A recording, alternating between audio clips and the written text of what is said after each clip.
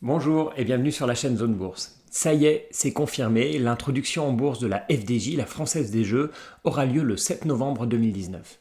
Alors oui, on a tendance à s'y intéresser parce que ça fait des années qu'on n'a pas eu de privatisation, et puis d'ailleurs les dernières privatisations n'ont pas toutes été des succès.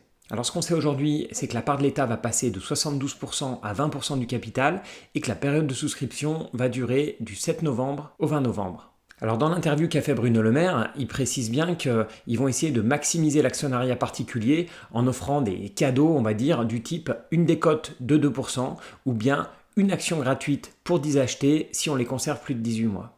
Alors bien sûr, la Française des Jeux, on connaît tous, on connaît les jeux de tirage comme l'euro-million ou bien le loto, et puis aussi les jeux de grattage avec typiquement millionnaire ou cash. Mais est-ce qu'on connaît aussi bien l'entreprise? Alors on va commencer par des chiffres. La FDJ, c'est 25 millions de joueurs, plus de 30 000 points de vente et 2200 employés. Alors du côté des prévisions 2019, la FDJ, ce sont des mises de 16,9 milliards d'euros, un chiffre d'affaires de 1,9 milliard et un EBITDA, on va dire un bénéfice, de 325 millions d'euros. Et si on divise les mises par le nombre de joueurs donnés par la FDJ, on tombe à 676 euros par joueur et par an. Ça paraît assez fou quand même, ça veut dire que le joueur moyen dépense 676 euros.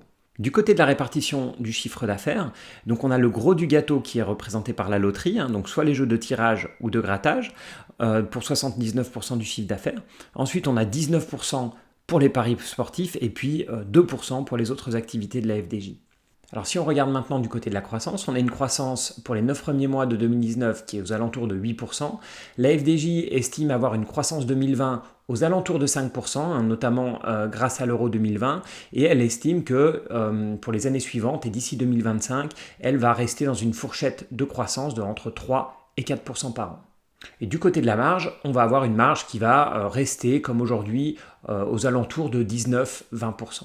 Puisqu'on est dans les chiffres, la FDJ a un taux de retour aux joueurs de 68%, ce qui nous donne ce qu'on appelle un produit brut des jeux, donc c'est-à-dire les mises moins le retour des gains aux joueurs, de 4 milliards d'euros, exactement 4,02 milliards d'euros. Alors 68% c'est assez généreux puisque si on regarde du côté de nos voisins anglais, on va être à 53% et du côté des Allemands, à peine plus de 50%.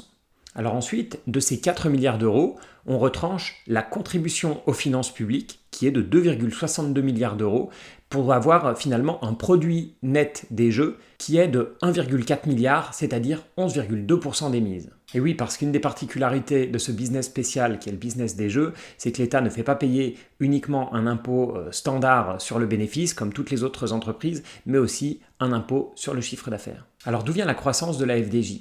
Elle vient notamment des paris sportifs avec une hausse de 14% donc sur ce segment-là qui est tiré par trois sports qui sont le tennis, le foot et le basket. Ensuite, on a les jeux de tirage, donc bien sûr les fameux loto et euro-millions avec une croissance de 5%. Et puis sur les jeux de grattage, en fait la FDJ joue beaucoup sur les jeux éphémères, donc elle lance en permanence des nouveautés et en ciblant à chaque fois la catégorie des mises à 5-15 euros, enfin on va dire les mises entre 5 et 15 euros. Et puis on a aussi une très belle croissance sur les jeux en ligne, mais qui reste aujourd'hui une toute petite partie du chiffre d'affaires de la Française des Jeux, mais avec quand même une croissance de 27% par an. Alors qu'est-ce que j'en pense? Déjà on va parler du secteur, donc le secteur du jeu. Alors bien sûr certains d'entre vous vont classer ça parmi les secteurs peu éthiques. Et c'est vrai que l'addiction au jeu peut réellement être un problème.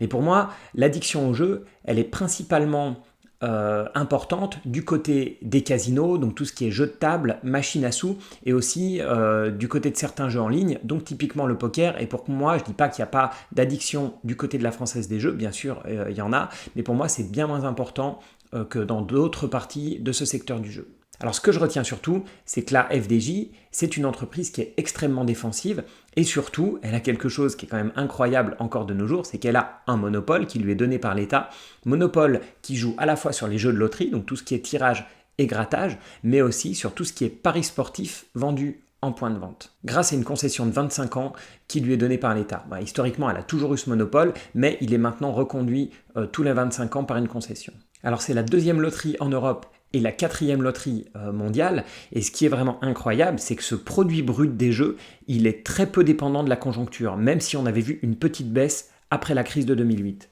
Alors sur ce graphique qu'on peut trouver sur le site du gouvernement, on voit le volume d'émises de la Française des Jeux sur la période 2007-2017 et on voit effectivement une toute petite baisse entre 2007 et 2008 et puis après l'impressionnante croissance qui se poursuit encore aujourd'hui. Alors parmi les risques, il y a bien sûr l'explosion de la concurrence qui vient principalement des jeux en ligne sur lesquels la FDJ n'a pas de monopole, donc c'est vrai que son monopole est un peu fragile de ce côté-là, mais elle a malgré tout un business model qui est beaucoup plus solide que celui des casinos par exemple dans le même secteur. On le sait, les casinos, ils ont beaucoup souffert de cette concurrence en ligne, avec par exemple le groupe Partouche qui a dû faire un plan de sauvegarde en 2014 pour éviter la faillite.